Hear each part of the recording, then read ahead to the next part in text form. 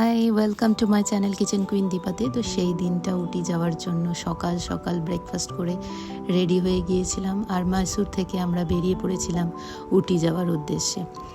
তো সুন্দর রাস্তা ধরে, আর ওয়েদারটাও খুবই ভালো ছিল, ঝিরঝির ঝিরঝির করে, কখনো বৃষ্টি পড়ছে কখনো কালো মেঘ, পুরো ঠান্ডা একদম। সেই গরম থেকে উঠে এসে এত বেশি ঠান্ডা, বেশ ভালো লাগছিল। আর আমরা বন্দিপুর ফরেস্টের রাস্তাটা ধরে ক্রমশই পাহাড়ের দিকে এগিয়ে যাচ্ছিলাম।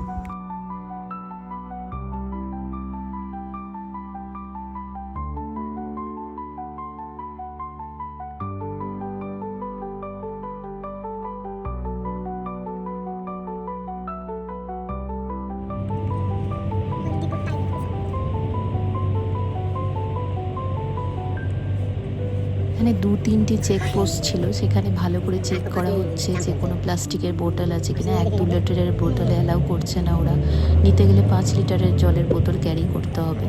তো এইভাবে সবার গাড়িগুলো চেক করে নিচ্ছিল। মধুমালাই ফরেস্টের মধ্যে এন্ট্রি মারতেই প্রথমে যেটা দেখা হলো হাতির। এইভাবে যেতে যেতে অনেকগুলো হাতি আমরা দেখতে পেলাম।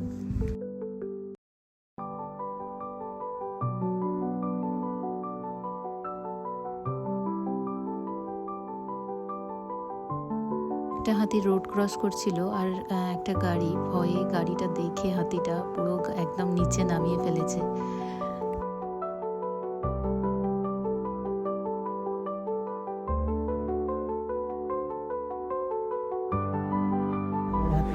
এবার আমরা একটা জায়গায় দাঁড়ালাম যেখানে লাঞ্চ করব।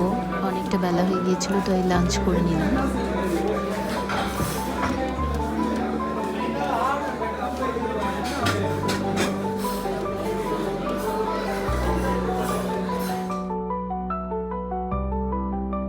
এই হোটেলের ভেতর থেকে দূরে পাহাড়গুলো একদম ধোঁয়া ধোঁয়া উঠছিল, দেখাই যাচ্ছিল। আর ওয়েদার এত ঝড়ের মতো বাতাস আর বৃষ্টি, এখান থেকে খুব ঠান্ডা লাগতে শুরু করেছিল।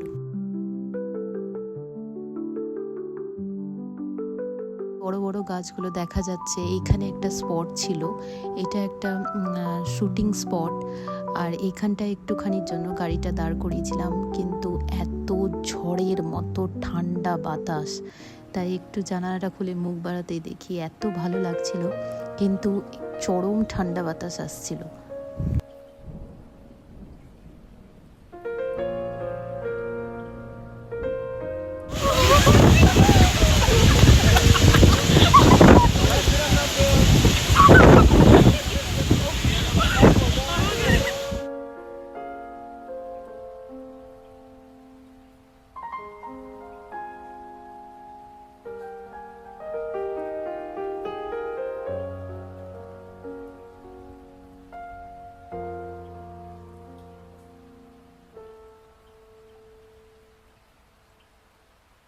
এইখান থেকে চায়ের বাগান দেখা যাচ্ছিল, খুব সুন্দর লাগছিল দেখতে। তো এই জায়গাটায় একটু দাঁড়িয়েছিলাম, খুব ফ্রেশ ভুট্টা পাওয়া যাচ্ছিল, আর একটু চা খাবো বলেও দাঁড়িয়েছিলাম।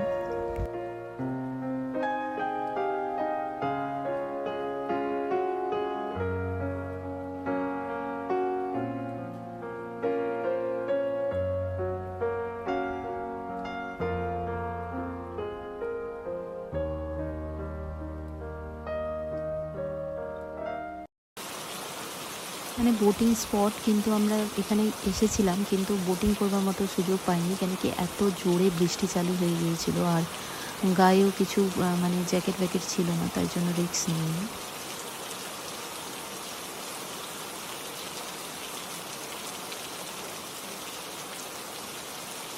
এবার আমরা পৌঁছে গেলাম সেই আমাদের উটি রিসোর্টে, ম্যাঙ্গো হিল।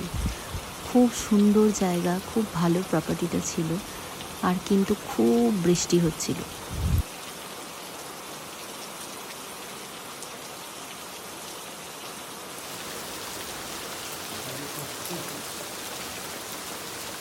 আমাদের কটেজটা যাওয়ার জন্য ওদের এই টোটোটাতে করে আমরা সবাই মিলে উঠে পড়লাম লাগেজ নিয়ে। আমাদেরকে ওরা কটেজ গাড়ি করে গাড়ি করতে পাবো সবার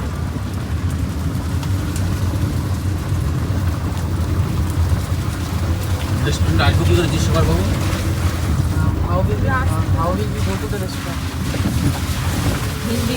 नंबर 9 का कब गाड़ी है गाड़ी पे करे টেলিফোন দিয়ে নাম্বার 9-এ কল। এই হলো আমাদের সেই কটেজটা, পৌঁছে গেছি। তো এইখানে সোফা কাম বেড লাগানো ছিল আর সামনে একটা টিভি ছিল। এই জায়গাটা একটা ভালো মতো একটা বড় সড়ো স্পেস ছিল আর ভিতরের দিকটা ডাইনিং এরিয়া ছিল। ডাইনিং মানে একদম 4 জন বসে, আর এদিক দিয়ে সিঁড়ি চলে গেছে ওপরে। এটা একটা কিচেন ক্যাবিনেটের মতো করা আছে, এখানে জল গরম টল গরম চা কফি বানানো যাবে। এখানে নিচে একটা ওয়াশরুম ছিল আর এবার সিঁড়ি দিয়ে ওপরে উঠে গিয়ে দুই দিকে দুটো রুম ছিল। একদিকে একটা রুম প্লাস একটা ওয়াশরুম আর একদিকে একটা রুম প্লাস ওয়াশরুম। টোটাল এটার মধ্যে 3টে ওয়াশরুম ছিল। কিন্তু এত ঠান্ডা, কিন্তু রুম হিটার আছে কিন্তু দুটো রুমে নেই, এই রুমটাতে শুধু ছিল। তো এখন আমরা একটু নিজেরাই একটু কফি বানিয়ে কফি খেতে বসে গেছি।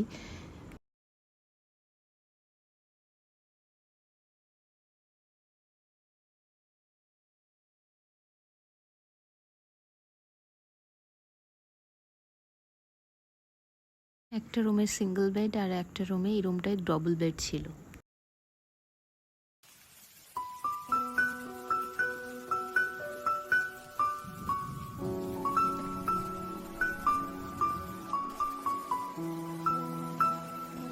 সকাল সকাল পরের দিন রেডি হয়ে গিয়েছি একটু উটির সাইট সিন করবার জন্য। তো আগে ব্রেকফাস্ট করে নেব।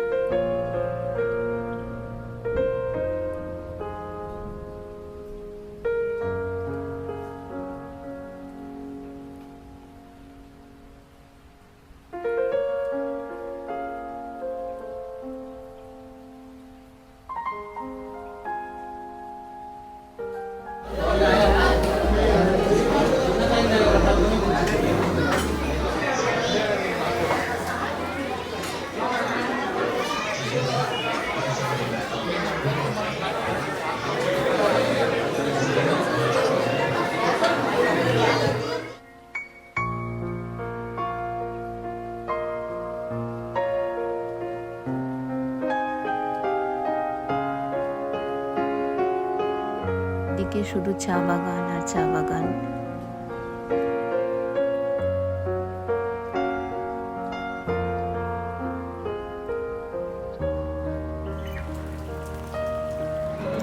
রাত্রে ডিনারটাও করে নিলাম। এখানে যেহেতু পাহাড়ি এলাকা, খুব তাড়াতাড়ি সবাই শুয়ে পড়ছে, 7:30টার মধ্যেই ডিনার হয়ে গেল। আর পরের দিন সকালে ব্রেকফাস্ট করে বেরিয়ে পড়েছিলাম কুন্নুরের জন্য। তো কুন্নুর জায়গাটা অপূর্ব সুন্দর লেগেছে, দারুণ দারুণ জায়গা ভিজিট করেছি, চায়ের বাগান থেকে শুরু করে সব কিছুই। এইখানেও এত সুন্দর ঠান্ডা ছিল, এত ভালো লাগছিল, কিন্তু মাঝে মধ্যে ওই বৃষ্টির জন্য জায়গায় জায়গায় কোথাও কোথাও যাওয়া হয়নি আমাদের।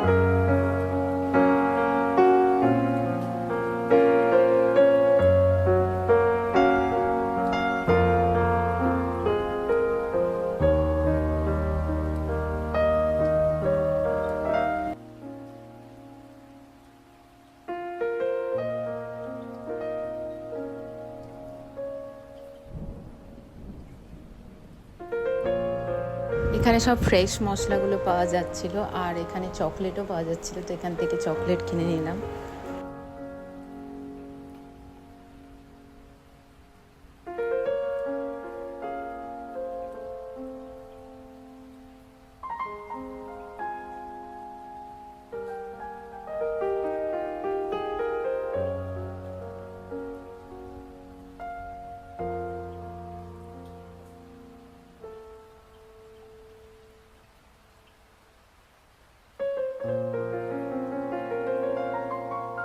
সে বুঝতে পারছি না।